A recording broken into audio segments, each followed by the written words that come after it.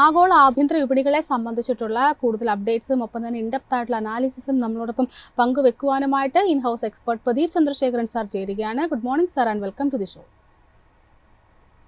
Morning അല്ല, morning viewers. Sir, കഴിഞ്ഞ ദിവസത്തെ US സൂചികളിലേക്ക് നോക്കുകയാണെന്നുണ്ടെങ്കിൽ വളരെ ഫ്ലാറ്റ് ആയിട്ടുള്ളൊരു പ്രകടനമാണ് പ്രധാനപ്പെട്ടുള്ള സൂചികൾ. നാസ്ഡാക്ക് മാറ്റി നിർത്തിക്കഴിഞ്ഞാൽ മറ്റ് രണ്ട് സൂചികളിലും വളരെ ഫ്ലാറ്റ് ആയിട്ടൊരു മൊമെൻറ്റമാണ് കാണാൻ സാധിച്ചിരിക്കുന്നത്. ഡൗ ജോൺസിനെ സംബന്ധിച്ച് പറയുമ്പോൾ 0.08% നേരിയ നേട്ടം നിലനിർത്തിക്കൊണ്ട് 41,985.35 എന്ന നിലയിൽ ആണ് ക്ലോസ് ചെയ്തിരിക്കുന്നത്. നാസ്ഡാക്കിൽ 0.5% ഒരു മുന്നേറ്റവും രേഖപ്പെടുത്തിയിട്ടുണ്ട്. അമേരിക്കൻ സൂചികളിലെ സംബന്ധിച്ചുള്ള താങ്കളുടെ ഒരു വ്യൂ എന്താണ്? അല്ല, നമുക്ക് അമേരിക്കൻ വിപണിയിലെ കഴിഞ്ഞ ആഴ്ച പൂർണ്ണമായിട്ടും നമുക്കൊരു റിക്കവറി കാണാൻ സാധിച്ചിരുന്നു. വെള്ളിയാഴ്ച വോളറ്റിലിറ്റി അമേരിക്കൻ വിപണിയിൽ കുറച്ച് അധികം ആയിരുന്നു എന്ന് തന്നെ നമുക്ക് പറയാൻ സാധിക്കും. ബട്ട് വളരെ ഇൻട്രസ്റ്റിംഗ് ആയിട്ട് നേരിയ തോതിലെങ്കിലും ഒരു ചെറിയൊരു ബുള്ളിഷ് സെറ്റപ്പ് ഫോം ചെയ്യുന്നതായിട്ട് എനിക്ക് കാണാൻ സാധിക്കുന്നത്. ഈ ആഴ്ചത്തെ ട്രേഡിൽ നമ്മൾ ഏറ്റവും മുഖ്യമായിട്ട് ശ്രദ്ധിച്ചിരിക്കേണ്ട സപ്പോർട്ട് ഡൗ ജോൺസ് ഇൻഡെക്സിന്റെ കേസിൽ 41,400 പോയിന്റ് ആയിരിക്കും. വളരെ മികച്ചൊരു റെസിസ്റ്റൻസ് 42,400 പോയിന്റിലും. 42,400 റെസിസ്റ്റൻസ് ബ്രേക്ക് ചെയ്യാൻ കഴിഞ്ഞാൽ ഷോർട്ട് ടേം ട്രെൻഡ് ബുള്ളിഷായി മാറും. നാസ്ഡാക്ക് ഇൻഡെക്സിന്റെ കേസിൽ അതേസമയം ഒരു കൺസോൾട്ടേഷൻ ആയിരുന്നു നമുക്ക് കാണാൻ സാധിച്ചത്. കാര്യമായിട്ട് ബൈയിങ് ഇൻട്രസ്റ്റ് ഒന്നും തന്നെ കാണാൻ സാധിച്ചില്ല. നാസ്ഡാക്ക് ഇൻഡെക്സിന്റെ കേസിൽ നമ്മൾ ഈ ആഴ്ച ശ്രദ്ധിച്ചിരിക്കേണ്ട സപ്പോർട്ട് 19,300 അതിനുശേഷം 19,000 പോയിന്റ്. ഇതിന്റെ മേജർ റെസിസ്റ്റൻസ് കാണുന്നത് 20,500 പോയിന്റിലാണ്. കമ്മോഡിറ്റി മാർക്കറ്റിലേക്ക് വരുമ്പോൾ ആദ്യം തന്നെ നമുക്ക് ഗോൾഡിലേക്ക് പോയി നോക്കാം. ഗോൾഡിനെ സംബന്ധിച്ചിട്ട് 3000 എന്നൊരു സൈക്കോളജിക്കൽ ലെവൽ മെയിൻറ്റെയിൻ ചെയ്യാനായിട്ട് ഇന്നത്തെ ഒരു ഇൻട്രാഡേയിൽ ആദ്യത്തെ ഏർലി അവേഴ്സിൽ സാധിക്കുന്നുണ്ടായിരുന്നു. മാത്രമല്ല ത്രൂ ഔട്ട് ദ ഡേ പരിശോധിക്കുകയാണെങ്കിൽ 3000 എന്നൊരു ലെവൽ ലോ എന്ന് പറയുന്നത് $3013.83 എന്ന നിലയിലാണ് ഇന്നത്തെ ഒരു ഡേ ലോ ഇതുവരെ രേഖപ്പെടുത്തിയിരിക്കുന്നത്. ഡേ ഹൈ പരിശോധിക്കുകയാണെങ്കിൽ $3024.25 എന്ന നിലയുമാണ് രേഖപ്പെടുത്തിയിരിക്കുന്നത്. ഗോൾഡിലുള്ള ഈ ഒരു മുന്നേറ്റത്തെ താങ്കൾ എങ്ങനെയാണ് വിലയിരുത്തുന്നത്? ഇനി പ്രധാനമായിട്ട് മുന്നോട്ടേക്ക് താങ്കൾ ഗോൾഡിൽ വാച്ച് ചെയ്യുന്ന ലെവലുകൾ ഏതൊക്കെയായിരിക്കും? സ്വർണത്തിന്റെ കേസിൽ long term and short term trend രണ്ടും ബുള്ളിഷായി തുടരുന്നു. വ്യാഴാഴ്ചയും വെള്ളിയാഴ്ചയും നമുക്ക് കാണാൻ സാധിക്കുന്നത് നേരിയ തോതിൽ ഒരു പ്രോഫിറ്റ് ടേക്കിംഗ് ആയിരുന്നു. സ്വർണത്തിന്റെ കേസിൽ ഏറ്റവും മുഖ്യമായിട്ടുള്ള സപ്പോർട്ട് ഏരിയ $2,960 ആയിരിക്കും. Let us wait and see ആ ഒരു സപ്പോർട്ട് വരും ദിവസങ്ങൾ നിലനിൽക്കുന്നുണ്ടോ എന്ന്. അപ്പം തന്നെ ക്രൂഡിലേക്ക് കൂടി വരികയാണ്. ക്രൂഡിനെ സംബന്ധിച്ചിട്ട് ഇന്നിപ്പോൾ ഒരു ഫ്ലാറ്റ് ടു ലോ ടോണിലാണ് ഇന്നിപ്പോൾ ട്രേഡിംഗ് മുന്നോട്ടേക്ക് പോകുന്നതെന്ന് കാണാൻ സാധിക്കുന്നുണ്ട്. WTI ക്രൂഡിലേക്ക് എത്തുമ്പോഴേക്കും 0.18% നേരിയ ഇടിവിൽ $67.895 എന്നൊരു നിലയിലാണ് ഇപ്പോൾ ട്രേഡിംഗ് മുന്നോട്ടേക്ക് പോകുന്നത്. ബ്രെൻഡിനെ സംബന്ധിച്ചിട്ടാണെങ്കിലും സമാനമായ തരത്തിലുള്ളൊരു നേരിയ ഇടിവിൽ $71.355 എന്ന നിലയിലാണ് ഇപ്പോൾ ട്രേഡിംഗ് മുന്നോട്ടേക്ക് പോകുന്നത്. ക്രൂഡിലുള്ള താങ്കളുടെ ഒരു വ്യൂ എന്താണ്? ക്രൂഡ് ഓയിലിന്റെ കേസിൽ long term and short term trend രണ്ടും ബെയറിഷായി തന്നെ തുടരുന്നു. ക്രൂഡിൽ നമുക്കൊരു ട്രെൻഡ് റിവേഴ്സൽ നടക്കണമെങ്കിൽ $73 റെസിസ്റ്റൻസ് ബ്രേക്ക് ചെയ്യണം. അത് ബ്രേക്ക് ചെയ്യാൻ എളുപ്പമായിരിക്കത്തില്ല. ക്രൂഡിന്റെ കേസിൽ ഏറ്റവും മുഖ്യമായിട്ടുള്ള ഒരു സപ്പോർട്ട് $65 കാണുന്നത്. ഇന്നത്തെ ട്രേഡിൽ നമുക്ക് പുതിയ ലോങ് പൊസിഷൻ എടുക്കാൻ ഒരു ലോ റിസ്ക് അവസരം കാണാൻ സാധിക്കുന്നില്ല. ആഭ്യന്തര വിപണിയിലേക്ക് വരികയാണെങ്കിൽ ഒരു പക്ഷേ ഒരു 4 വർഷത്തിനിടയിൽ ഏറ്റവും മികച്ചൊരു പെർഫോമൻസ് ആയിരുന്നു കഴിഞ്ഞ ഒരു വീക്കിൽ നിഫ്റ്റി 50യിൽ കാണാൻ സാധിച്ചിരിക്കുന്നത്. ഹൈ ലെവൽസിൽ പ്രോഫിറ്റ് ടേക്കിംഗ് നേരിടാതെ ആ ഒരു ഹൈ ലെവൽസ് മെയിൻറ്റെയിൻ ചെയ്തുകൊണ്ട് ക്ലോസ് ചെയ്യാനായിട്ട് ഇൻഡെക്സിന് സാധിച്ചിട്ടുണ്ട്. 23,350.4 എന്നൊരു നിലയിലാണ് ഇന്നലെ വെള്ളിയാഴ്ച ട്രേഡിംഗ് ക്ലോസ് ചെയ്തിരിക്കുന്നത്. ഏകദേശം 0.5% മുന്നേറ്റവും രേഖപ്പെടുത്തിയിട്ടുണ്ട്. വീക്കിലി പെർഫോമൻസ് പരിശോധിക്കുകയാണെങ്കിൽ 4% ഒരു ഗെയിൻ ആണ് നേടിയിരിക്കുന്നത്.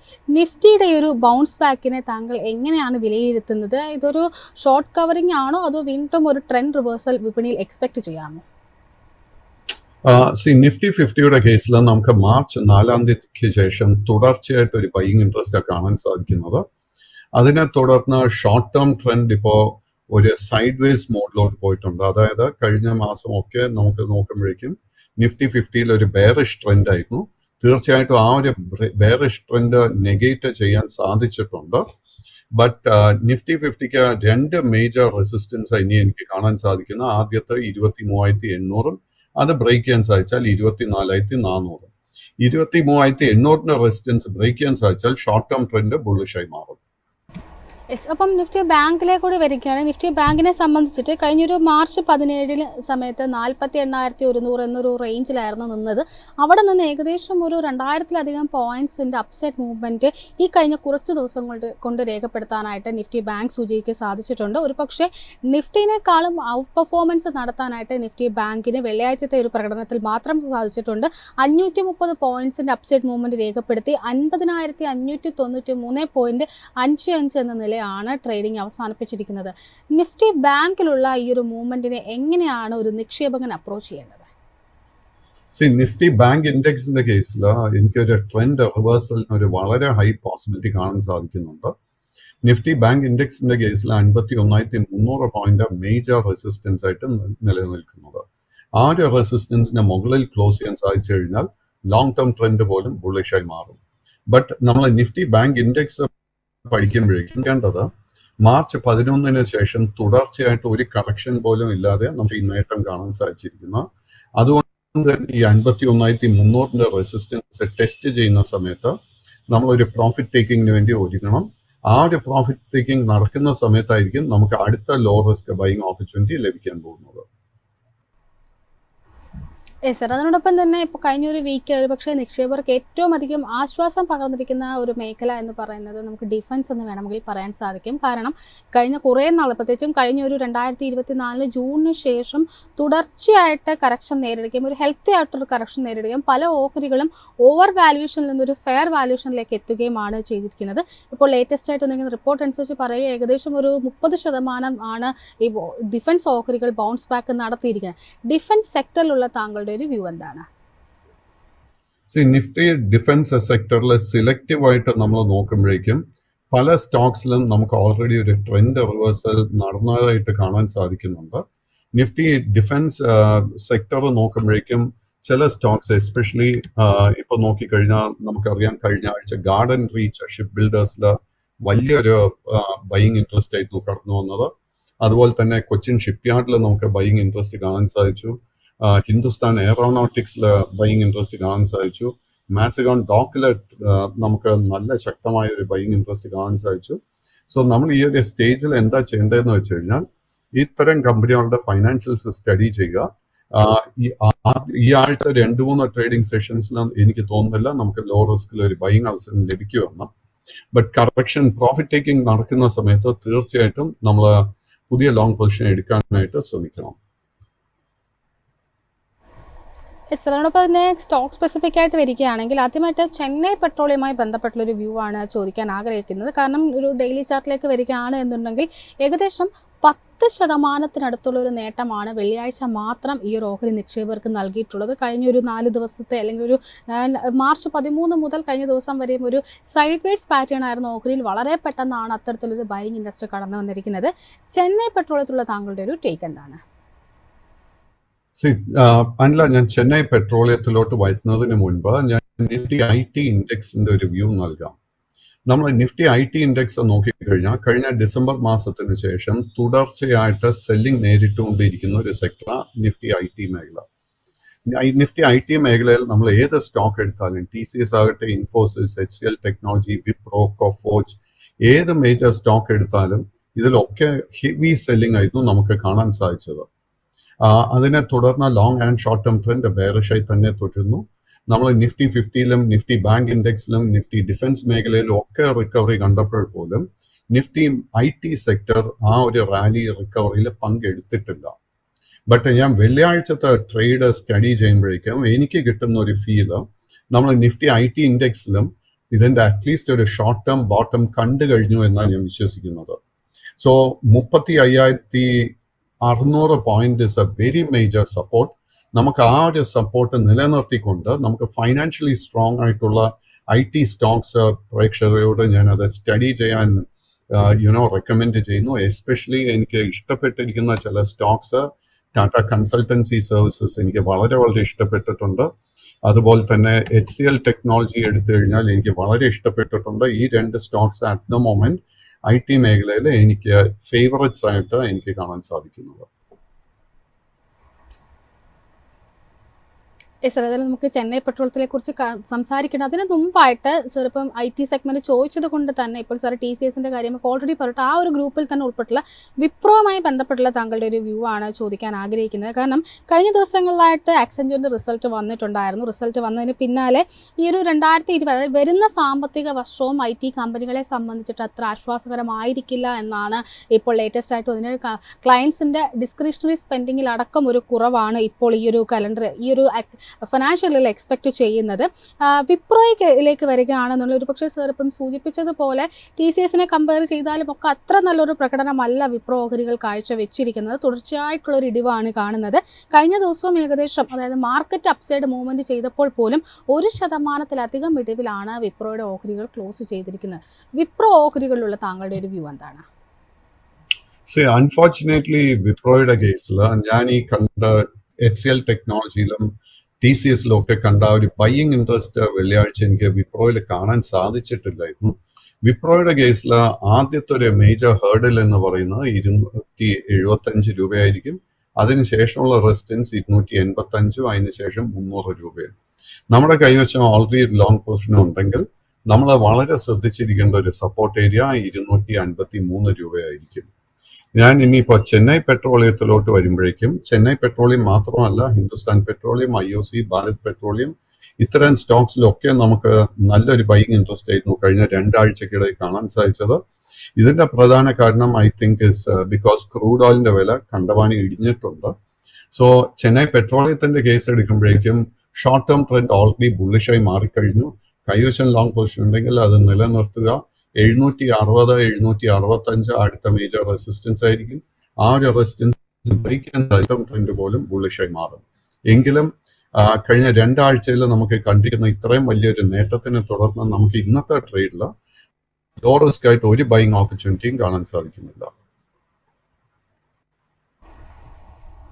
സർ ഒപ്പം തന്നെ അതേ കാറ്റഗറിയിൽ നിന്നുള്ള ONGCയിലുള്ള താങ്കളുടെ ഒരു വ്യൂ കൂടിയാണ് അറിയാൻ ആഗ്രഹിക്കുന്നത്. ഇപ്പോൾ നേരത്തെ സൂചിപ്പിച്ചിട്ടുണ്ടായിരുന്നു, തീർച്ചയായിട്ടും ക്രൂഡിൻ്റെ വില ഏറ്റവും അധികം ഒരു പ്രോഫിറ്റ് ആയിട്ട് മാറുന്ന ഒരു സെഗ്മെന്റ് ആണ് ഈ ഓയിൽ മാർക്കറ്റിംഗ് കമ്പനികൾ എന്ന് പറയുന്നത്. ONGCയിലേക്ക് വരികയാണ് എന്നുണ്ടെങ്കിൽ തുടർച്ചയായിട്ട് കഴിഞ്ഞ ഒരു 18 മുതൽ മാർച്ച് 18 മുതൽ തുടർച്ചയായിട്ട് നേട്ടം നൽകി ക്ലോസ് ചെയ്യാനായിട്ട് ONGC ഓഹരികൾക്ക് സാധിച്ചിട്ടുണ്ട്. വെള്ളിയാഴ്ചയും അതിനേക്കാളൊക്കെ വളരെ ശക്തമായിട്ടൊരു ബൈങ്ങിൽ 2.9% നേട്ടമാണ് ONGC ഓഹരികൾ ട്രേഡിംഗ് അവസാനിപ്പിച്ചിരിക്കുന്നത്. ONGCയിലുള്ള താങ്കളുടെ ഒരു വ്യൂ എന്താണ്? ONGCയുടെ കേസിൽ നിലവിൽ ലോങ് ടേം ട്രെൻഡ് ബെയറിഷും ഷോർട്ട് ടേം ട്രെൻഡ് സൈഡ് വേസുമായിട്ട് കാണാൻ സാധിക്കുന്നത്. ഈ ഒരു സ്റ്റോക്കിന് 215, 220 രൂപയ്ക്കിടെ വളരെ സ്ട്രോങ് ഒരു സപ്പോർട്ട് ബേസ് ഫോം ചെയ്തിട്ടുണ്ട്. എനിക്ക് തോന്നുന്നില്ല ആ ഒരു സപ്പോർട്ട് എളുപ്പത്തിന് ബ്രേക്ക് ചെയ്യുമെന്ന്. കൈവശം ലോങ് പൊസിഷൻ ഉണ്ടെങ്കിൽ അത് മെയിൻറ്റെയിൻ ചെയ്യുക. നമ്മൾ ശ്രദ്ധിച്ചിരിക്കേണ്ട റെസിസ്റ്റൻസ് ഏരിയ ആദ്യത്തെ 260, അതിനുശേഷം 280. 280ന്റെ റെസിസ്റ്റൻസ് ബ്രേക്ക് ചെയ്യാൻ സാധിച്ചാൽ ലോങ് ടേം ട്രെൻഡ് പോലും ബുള്ളിഷായി മാറും. കറന്റ് ലെവൽസിൽ പുതിയ ലോങ് പൊസിഷൻസ് ഒന്നും തന്നെ അഡ്വൈസ് ചെയ്യുന്നില്ല. അതിനോടൊപ്പം തന്നെ അടുത്തതായിട്ട് നമ്മൾ അധികം ഡിസ്കസ് ചെയ്യാത്ത ഒരു ഓഹരിയാണ് സിഗ്നിറ്റി ടെക്നോളജീസ് എന്ന് പറയുന്നത്. ഓഹരിയെ സംബന്ധിച്ച് കഴിഞ്ഞ ദിവസം 1% ഒരു നേട്ടം നൽകിയിട്ടുള്ള ഓഹരി കൂടിയാണ് സിഗ്നിറ്റി ടെക് എന്ന് പറയുന്നത്. എനിക്ക് തോന്നി IT റിലേറ്റഡ് ആയിട്ടുള്ള ഒരു ഓഹരി തന്നെയാണ്, അല്ലെങ്കിൽ കമ്പനി തന്നെയാണ് സിഗ്നിറ്റി ടെക് എന്ന് പറയുന്നത്. ഈ ഒരു ഓഹരിയിലുള്ള താങ്കളുടെ ഒരു വ്യൂ എന്താണ്? സിഗ്നിറ്റി ഒരു സ്മോൾ ക്യാപ് സ്റ്റോക്കാന്നുള്ളൊരു കാര്യം നമ്മൾ മറക്കരുത്. ഈ സ്റ്റോക്കിൽ കാര്യമായിട്ട് ലിക്വിഡിറ്റി കഴിഞ്ഞ നവംബർ മാസം വരെ കാണാൻ സാധിക്കുന്നില്ല. അതിനുശേഷം വലിയൊരു മൂവ്മെന്റ് നവംബർ മാസത്തിൽ അപ്വേർഡ് മൂവ്മെന്റും, അതേപോലെ അത്രയും ശക്തമായിട്ട് തന്നെ ജനുവരി മാസത്തിൽ താഴോട്ടൊരു വീഴ്ചയും നമുക്ക് കാണാൻ സാധിച്ചു. സോ ഒത്തിരി വോളറ്റിലിറ്റി കാണാൻ സാധിക്കുന്ന ഒരു സ്റ്റോക്ക് സിഗ്നിറ്റി. ഇത്തരം സ്റ്റോക്കിൽ നമുക്ക് ലോങ് പൊസിഷൻ എടുക്കണമെങ്കിൽ നമ്മൾ തീർച്ചയായിട്ടും ഇതിന്റെ ഫൈനാൻഷ്യൽസ് വളരെ കംഫർട്ടബിൾ ആയിരിക്കണം. കൈവശം ലോങ് പൊസിഷൻ ഉണ്ടെങ്കിൽ 1175 നമ്മുടെ സപ്പോർട്ട്. ഇതിന്റെ ഏറ്റവും മുഖ്യമായിട്ടുള്ള ഒരു റെസിസ്റ്റൻസ് 1490 കാണുന്നത്. ആ ഒരു റെസിസ്റ്റൻസ് ബ്രേക്ക് ചെയ്യാൻ സാധിച്ചാൽ long and short term trend രണ്ടും ബുള്ളിഷായി മാറും. യെസ്. ഒപ്പം തന്നെ കോർ ഇൻഡസ്ട്രിയിൽ നിന്നുള്ള സിമെൻറ്റ് സെക്ടറിൽ ഉൾപ്പെട്ടിട്ടുള്ള അംബുജ സിമെൻറ്റ്സുമായി ബന്ധപ്പെട്ടുള്ള ഒരു വ്യൂ ആണ് ചോദിക്കാൻ ആഗ്രഹിക്കുന്നത്. കാരണം അംബുജ സിമെൻറ്റ്സിനെ സംബന്ധിച്ച് നമുക്ക് ചാർട്ടിലേക്ക് വരികയാണ് എന്നുണ്ടെങ്കിൽ കഴിഞ്ഞ ദിവസങ്ങളിലൊക്കെ സമാനമായിട്ട് മാർച്ച് 17 മുതൽ തുടർച്ചയായിട്ട് നമുക്കൊരു അപ്സൈഡ് മൂവ്മെൻ്റ് ആണ് കാണാൻ സാധിച്ചിരിക്കുന്നത്. മാർച്ച് 20-ാം തീയതി മാത്രമാണ് പിന്നെ നേരിയ തോതിലുള്ള ഒരു ഇടിവ് കാണാൻ സാധിച്ചിരിക്കുന്നത്. വെള്ളിയാഴ്ചയിലേക്ക് കടന്നപ്പോൾ ഏകദേശം 2% നേട്ടം നിലനിർത്തിക്കൊണ്ട് 514.5 എന്നൊരു നിലയിൽ ക്ലോസ് ചെയ്യാനായിട്ട് അംബുജ സിമെൻറ്റ്സിൽ സാധിച്ചിട്ടുണ്ട്. പ്രത്യേകിച്ചും സർക്കാരിൻ്റെ ഭാഗത്തു നിന്ന് കൂടുതൽ ക്യാപിറ്റൽ എക്സ്പെൻഡിച്ചർ നടപടികളൊക്കെ വരുമ്പോൾ അതിൻ്റെ ഏറ്റവും അധികം ബെനിഫിഷ്യറി ആകുന്ന ഒരു സെഗ്മെൻറ്റ് കൂടിയാണിത്. അംബുജ സിമെൻറ്റ്സിലും ഒപ്പം തന്നെ ടോട്ടൽ ഒരു സിമെൻറ്റ് സെക്ടറിലുമുള്ള താങ്കളുടെ ഒരു വ്യൂ എന്താണ്? അംബുജ സിമെന്റിന്റെ കേസിൽ നിലവിൽ ലോങ് ടേം ട്രെൻഡ് ബെയറിഷും ഷോർട്ട് ടേം ട്രെൻഡ് സൈഡ് വേസുമായിട്ട് കാണാൻ സാധിക്കുന്നത്.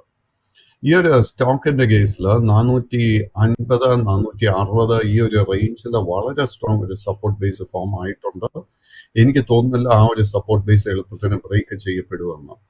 ഷോർട്ട് ടേം ട്രെൻഡ് ബുള്ളിഷായി മാറണമെങ്കിൽ 540, ലോങ് ടേം ട്രെൻഡ് ബുള്ളിഷായി മാറണമെങ്കിൽ 580 റെസിസ്റ്റൻസ് ലെവൽസ് ബ്രേക്ക് ചെയ്യണം. എൻ്റെ പേഴ്സണൽ എക്സ്പെക്ടേഷൻ താമസിക്കാതെ ഈ സ്റ്റോക്കിലൊരു നേരിയ പ്രോഫിറ്റ് ബുക്കിംഗ് നടക്കും. അതിനുശേഷം ഈ 2 റെസിസ്റ്റൻസും ടെസ്റ്റ് ചെയ്യപ്പെടുമെന്ന് എനിക്ക് തോന്നുന്നത്. നമ്മൾ അൾട്രാടെക് സിമെന്റ് നോക്കുമ്പോഴേക്കും at the moment long and short term trend രണ്ടും ബെയറിഷായി തുടരുന്നു. ബട്ട് ഈ ഒരു സ്റ്റോക്കിൽ നമുക്ക് ട്രെൻഡ് റിവേഴ്സലിനൊരു പോസിബിലിറ്റി കാണുന്നുണ്ട്. 11,700 പോയിന്റ് ആയിരിക്കും മേജർ റെസിസ്റ്റൻസ് ആയിട്ട് കാണുന്നത്. ACC സിമെന്റിന്റെ കേസ് എടുക്കുമ്പോഴേക്കും ഷോർട്ട് ടേം ട്രെൻഡ് റിവേഴ്സലിന് ഒരു പോസിബിലിറ്റി കാണുന്നുണ്ട്.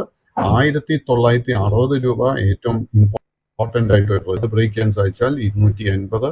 അതിനുശേഷം ഏറ്റവും മുഖ്യമായിട്ടുള്ള റെസിസ്റ്റൻസ് 2,280. Yes sir. അതിനോടൊപ്പം തന്നെ പറയുന്ന മറ്റൊരു ഓഹരി എന്ന് പറയുന്നത് നമ്മൾ ഒരുപാട് തവണ ഡിസ്കസ് ചെയ്തിട്ടുള്ളതാണ് തൻല പ്ലാറ്റ്ഫോംസ്. തൻല പ്ലാറ്റ്ഫോംസിനെ സംബന്ധിച്ച് പറയുമ്പോൾ കഴിഞ്ഞ ദിവസം, അതായത് വെള്ളിയാഴ്ചത്തെ ഒരു ട്രേഡിങ്ങിലേക്ക് വരികയാണെങ്കിൽ ഏകദേശം ഒരു 0.5% ഇടിവിലായിരുന്നു ക്ലോസ് ചെയ്തത് എങ്കിൽ പോലും കഴിഞ്ഞൊരു വീക്കിൽ മാത്രം പരിശോധിക്കുമ്പോഴേക്കും ഏകദേശം 20%-ലധികം റിട്ടേൺ നൽകിയിട്ടുള്ള ഒരു ഓഹരിയാണ് തൻല പ്ലാറ്റ്ഫോംസ് എന്ന് പറയുന്നത്. തൻല പ്ലാറ്റ്ഫോംസിലുള്ള താങ്കളുടെ ഒരു വ്യൂ എന്താണ്? ഈ കഴിഞ്ഞ കുറേ നാളുകളായിട്ടൊരു നെഗറ്റീവ് ടോണിലായിരുന്നു ഓഹരി ട്രേഡ് ചെയ്തുകൊണ്ട് ഒരു ട്രെൻഡ് റിവേഴ്സൽ ഈ ഓഹരിയിൽ പ്രേക്ഷകർക്ക് എക്സ്പെക്ട് ചെയ്യാൻ സാധിക്കുന്നു. ടെൻല പ്ലാറ്റ്ഫോംസിന്റെ കേസിൽ at the moment long and short term trend രണ്ടും ബെയറിഷ് ആയിട്ടാണ് കാണാൻ സാധിക്കുന്നത്. കഴിഞ്ഞ ഓൾമോസ്റ്റ് ഒരു 5-8 മാസങ്ങളായിട്ട് ഈ സ്റ്റോക്ക് സെല്ലിംഗ് പ്രഷർ നേരിട്ടുകൊണ്ടിരിക്കുന്നത്. എങ്കിലും മാർച്ച് മാസത്തിന് തുടക്കം മുതൽ തന്നെ ഈ സ്റ്റോക്കിൽ ഒരു ഷോർട്ട് കവറിങ്ങും അതിനുശേഷം ഒരു നേരിയ റിക്കവറിയും കാണാൻ സാധിക്കുന്നുണ്ട്. ഇതിലൊരു ട്രെൻഡ് റിവേഴ്സലിന് ഒരു പോസിബിലിറ്റി കാണുന്നുണ്ട്. ഈ സ്റ്റോക്കിന്റെ ഫൈനാൻഷ്യൽസിൽ നമ്മൾ കംഫർട്ടബിൾ ആണെങ്കിൽ 545 റെസിസ്റ്റൻസ് ശ്രദ്ധിച്ചിരിക്കുക. ആ ഒരു റെസിസ്റ്റൻസ് ബ്രേക്ക് ചെയ്യാൻ സാധിച്ചാൽ പിന്നീടുള്ള മേജർ റെസിസ്റ്റൻസ് 700, അതിനുശേഷം 785 ആയിരിക്കും. ഒപ്പം തന്നെ ജസ്റ്റൈലുമായി ബന്ധപ്പെട്ടുള്ള താങ്കളുടെ ഒരു വ്യൂ ആണ് അറിയാൻ ആഗ്രഹിക്കുന്നത്. ജസ്റ്റൈലുള്ള താങ്കളുടെ ഒരു ടേക്ക് എന്താണ്? ജസ്റ്റൈലിന്റെ കേസിൽ ലോങ് ടേം ട്രെൻഡ് ബെയറിഷും ഷോർട്ട് ടേം ട്രെൻഡ് സൈഡ് വേസുമായിട്ടാണ് കാണാൻ സാധിക്കുന്നത്. ഈ ഒരു സ്റ്റോക്കിന്റെ കേസിലും നമുക്ക് ഷോർട്ട് ടേം ട്രെൻഡ് റിവേഴ്സലിന് ഒരു പോസിബിലിറ്റി കാണുന്നുണ്ട്. അതിന് ഏറ്റവും മുഖ്യമായിട്ടുള്ള ഒരു റെസിസ്റ്റൻസ് 925 രൂപ കാണാൻ സാധിക്കുന്നത്. ആ ഒരു റെസിസ്റ്റൻസ് ബ്രേക്ക് ചെയ്യാൻ സാധിച്ചാൽ പിന്നീടുള്ള മേജർ റെസിസ്റ്റൻസ് 1100 ആയിരിക്കും. ആ ഒരു റെസിസ്റ്റൻസ് ബ്രേക്ക് ചെയ്യപ്പെട്ടാൽ short term trend long term trend പോലും ബുള്ളിഷായി മാറും. നമ്മളിത് പ്രോഗ്രാമിൻ്റെ തുടക്ക സമയത്ത് ഡിഫൻസ് ഓഹരികളുമായി ബന്ധപ്പെട്ടുള്ള ഒരു വ്യൂ ചോദിച്ചിട്ടുണ്ടായിരുന്നു. അതിൽ തന്നെ BEML-മായി ബന്ധപ്പെട്ടിട്ടുള്ള താങ്കളുടെ ഒരു വ്യൂ ആണ് ഇപ്പോൾ എടുത്തു ചോദിക്കാൻ ആഗ്രഹിക്കുന്നത്. കാരണം കഴിഞ്ഞൊരു വീക്കിൽ വളരെ പോസിറ്റീവായിട്ടുള്ളൊരു റിട്ടേൺ നൽകിയിട്ടുള്ള ഓഹരി കൂടിയായിരുന്നു ഇത്. വെള്ളിയാഴ്ചത്തെ പ്രകടനം മാത്രം നോക്കുമ്പോഴേക്കും 1.85% നേട്ടം നൽകി ക്ലോസ് ചെയ്യാനായിട്ട് BEML ഓഹരികൾക്ക് സാധിച്ചിട്ടുണ്ട്. BEML-ഉള്ള താങ്കളുടെ ഒരു ടേക്ക് എന്താണ്? BEML-ന്റെ കേസിൽ നമുക്ക് കാണാൻ സാധിക്കുന്ന long and short term trend രണ്ടും സൈഡ് വേസ് ആയിട്ടാണ് കാണുന്നത്. ഈ സ്റ്റോക്കിന്റെ ഏറ്റവും മുഖ്യമായിട്ടൊരു റെസിസ്റ്റൻസ് കാണുന്നത് 2,815 രൂപയല്ല. ആ ഒരു റെസിസ്റ്റൻസ് ബ്രേക്ക് ചെയ്യാൻ സാധിച്ചാൽ മാത്രം നമുക്കൊരു ട്രെൻഡ് റിവേഴ്സൽ സ്ഥിരീകരിക്കാൻ സാധിക്കും. യെസ്. അതിനോടൊപ്പം തന്നെ നമ്മൾ oil and gas already discuss ചെയ്തിട്ടുണ്ടായിരുന്നു. അതിൽ തന്നെയും പുതിയതായിട്ട് ആഡ് ഓൺ ചെയ്ത് ചോദിക്കാൻ ആഗ്രഹിക്കുന്നത് ഗെയിലുമായി ബന്ധപ്പെട്ടിട്ടുള്ള താങ്കളുടെ ഒരു വ്യൂ ആണ്. ഗെയിലിനെ സംബന്ധിച്ചിട്ട് പറയുകയാണെന്നുണ്ടെങ്കിൽ ഇപ്പോൾ ലേറ്റസ്റ്റ് ആയിട്ട് വന്നിരിക്കുന്ന റിപ്പോർട്ടുകൾ അനുസരിച്ചിട്ട് പല ബ്രോക്കറേജുകളുടെയും ഈ ഒരു ഓയിൽ ആൻഡ് ഗ്യാസ് സെഗ്മെൻറ്റിൽ ഒരു ടോപ്പ് പിക്കായിട്ട് ഇപ്പോൾ ഗെയിൽ മാറിയിരിക്കുകയാണ്. പല ബ്രോക്കറേജുകളും ബൈക്കോളും നൽകിയിട്ടുണ്ട്. ഗെയിൽ ഓഹരികളിലുള്ള താങ്കളുടെ ഒരു വ്യൂ എന്താണ്? സി ഗെയിലിന്റെ കേസിൽ വളരെ ഹെവി സെല്ലിംഗ് ആയിരുന്നു കഴിഞ്ഞ 5-8 മാസം ഈ സ്റ്റോക്ക് നേരിട്ടത്. ബട്ട് നിഫ്റ്റി 50യോടൊപ്പം തന്നെ മാർച്ച് മാസത്തിന്റെ തുടക്കത്തിൽ തന്നെ ഇതിലൊരു ബോട്ടം ക്രിയേറ്റ് ചെയ്യപ്പെട്ടിട്ടുണ്ട്. അതിനുശേഷമുള്ള റിക്കവറിയിൽ ഈ സ്റ്റോക്കിന്റെ ഷോർട്ട് ടേം ട്രെൻഡ് ബുള്ളിഷായി മാറിയിട്ടുമുണ്ട്. കൈവശം ലോങ് പൊസിഷൻ ഉണ്ടെങ്കിൽ അത് മെയിൻറ്റെയിൻ ചെയ്യുക. ബട്ട് ഈ സ്റ്റോക്കിൽ അടുത്ത 2-3 സെഷൻസിൽ ഞാൻ ഒരു പ്രോഫിറ്റ് ടേക്കിംഗ് പ്രതീക്ഷിക്കുന്നുണ്ട്. ആ ഒരു പ്രോഫിറ്റ് ടേക്കിംഗ് നടക്കുന്ന സമയത്ത് മാത്രമേ നമുക്ക് പുതിയ ലോങ് പൊസിഷൻസ് ബിൽഡപ്പ് ചെയ്യാൻ സാധിക്കത്തുള്ളൂ. ആ ഒരു പ്രോഫിറ്റ് ടേക്കിങ്ങിന് ശേഷമുള്ള നീക്കത്തിൽ ഈ സ്റ്റോക്ക് ഫേസ് ചെയ്യാൻ പോകുന്ന ഏറ്റവും ഇമ്പോർട്ടൻറ്റ് റെസിസ്റ്റൻസ് 210 ആയിരിക്കും. 210ന്റെ റെസിസ്റ്റൻസ് ബ്രേക്ക് ചെയ്യപ്പെട്ടാൽ ലോങ് ടേം ട്രെൻഡ് പോലും ബുള്ളിഷായി മാറും. അടുത്തതായിട്ട് കഴിഞ്ഞൊരു ആഴ്ച അല്ലെങ്കിൽ ഒരു പക്ഷേ മാസത്തിൽ ഏറ്റവും അധികം പ്രേക്ഷകർ ശ്രദ്ധ ആകർഷിച്ചതായിരുന്നു ഇന്ത്യൻ ഫാർമ മേഖല എന്ന് പറയുന്നത്. പല കമ്പനികൾക്കും USFDAയിലും സീറോ ഒബ്സർവേഷനിലടക്കം അവരുടെ ഒരു നടപടി അല്ലെങ്കിൽ പരിശോധന പൂർത്തിയാക്കാൻ സാധിച്ചിട്ടുണ്ടായിരുന്നു. പുതിയ പുതിയ മെഡിസിൻസ്, ജനറിക് മെഡിസിൻസ് വിപണിയിലേക്ക് എത്തിക്കുന്നു. അങ്ങനെ ധാരാളം അപ്ഡേഷൻസ് വന്നിട്ടുണ്ടായിരുന്നു. അതിൽ തന്നെയും ഹെൽത്ത് കെയർ ഗ്ലോബൽ എൻ്റർപ്രൈസുമായി ലിമിറ്റഡ് ബന്ധപ്പെട്ടുള്ള താങ്കളുടെ ഒരു വ്യൂ ആണ് ചോദിക്കാൻ ആഗ്രഹിക്കുന്നത്. കഴിഞ്ഞ കുറച്ച് ദിവസങ്ങളായിട്ടൊരു സൈഡ് വേസ് പാറ്റേണിലായിരുന്നു ഈ ഓഹരി മൂവ് ചെയ്തത് എങ്കിൽ വെള്ളിയാഴ്ചയിൽ വളരെ ശക്തമായിട്ടുള്ളൊരു ബൈയിങ് ആണ് കാണാൻ സാധിച്ചത്. ഏകദേശം 4.3% നേട്ടം നിലനിർത്തിക്കൊണ്ട് 523 രൂപ എന്ന നിലയിലാണ് ക്ലോസ് ചെയ്തിരിക്കുന്നത്. ഹെൽത്ത് കെയർ ഗ്ലോബൽ എൻ്റർപ്രൈസുമായി ബന്ധപ്പെട്ടുള്ള താങ്കളുടെ ഒരു വ്യൂ എന്താണ്? ഹെൽത്ത് കെയർ ഗ്ലോബലിന്റെ കേസിൽ ഇത് ആദ്യം തന്നെ ഒരു സ്മോൾ ക്യാപ് സ്റ്റോക്ക് ആണെന്നുള്ളൊരു കാര്യം മറക്കരുത്. കഴിഞ്ഞ ഓഗസ്റ്റ് മാസത്തിന് ശേഷം ഈ ഒരു സ്റ്റോക്ക് നിഫ്റ്റി 50 ഔട്ട് പെർഫോമൻസ് നമുക്ക് നൽകിക്കൊണ്ടിരിക്കുന്നത്. Long term and short term trend രണ്ടും വളരെ ബുള്ളിഷാണ്. ബട്ട് ഈ സ്റ്റോക്കിൽ ഞാൻ കാണുന്ന പ്രോബ്ലം എന്താണെന്ന് വെച്ച് കഴിഞ്ഞാൽ കാര്യമായിട്ട് ലിക്വിഡിറ്റി ഇല്ല.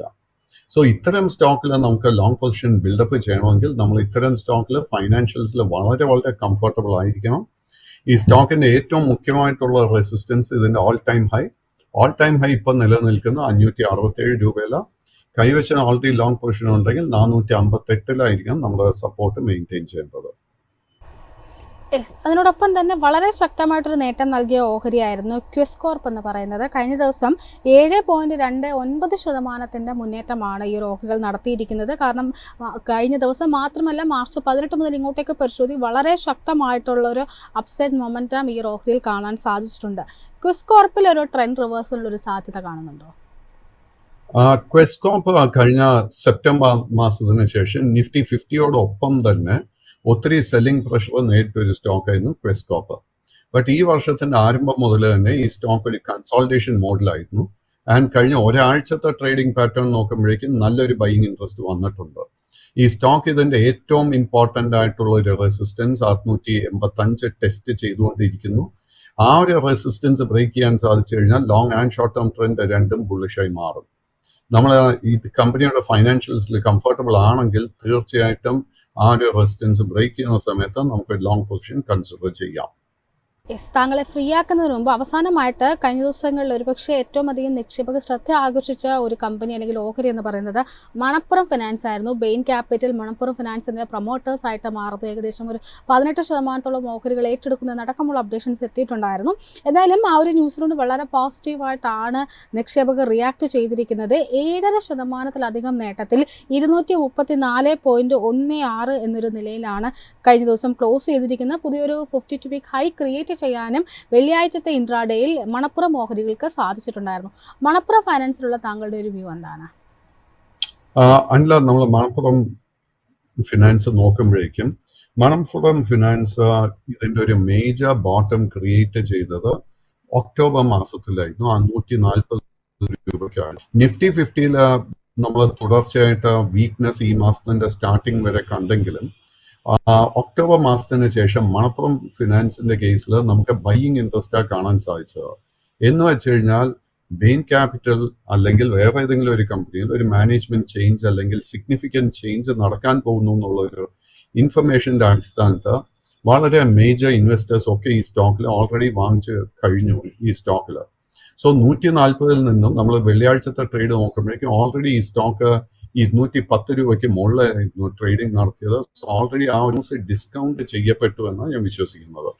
സോ ബെയിൻ ക്യാപിറ്റൽ പൊസിഷൻ എടുത്തു അല്ലെങ്കിൽ സ്റ്റേക്ക് എടുക്കുന്നു എന്നുള്ള അടിസ്ഥാനത്ത് പുതിയൊരു ലോങ് പൊസിഷൻ എടുക്കുന്നത് റിസ്കി ആയിരിക്കും. ഈ കമ്പനിയുടെ ഫൈനാൻഷ്യൽസും ഫ്യൂച്ചേഴ്സിലും ഒക്കെ നമ്മൾ കംഫർട്ടബിൾ ആണെങ്കിൽ മാത്രം കറക്ഷൻ നടക്കുന്ന സമയത്ത് നമുക്ക് പുതിയ ലോങ് പൊസിഷൻ ബിൽഡപ്പ് ചെയ്യാം. ഇതിൻ്റെ ഏറ്റവും മുഖ്യമായിട്ടുള്ള ഒരു സപ്പോർട്ട് 185 ഏറ്റവും മുഖ്യമായിട്ടുള്ള ഒരു റെസിസ്റ്റൻസ് 233 ആയിരിക്കും. ഏതായാലും thank you so much Pradeep sir, ഇത്രയും സമയം ഞങ്ങളോടൊപ്പം ചെലവഴിച്ചതിന്. ഇന്നത്തെ നമ്മുടെ ഒരു സെഷൻ ഇവിടെ വൈൻഡപ്പ് ചെയ്യാനുള്ള ഒരു സമയമായിരിക്കുകയാണ്.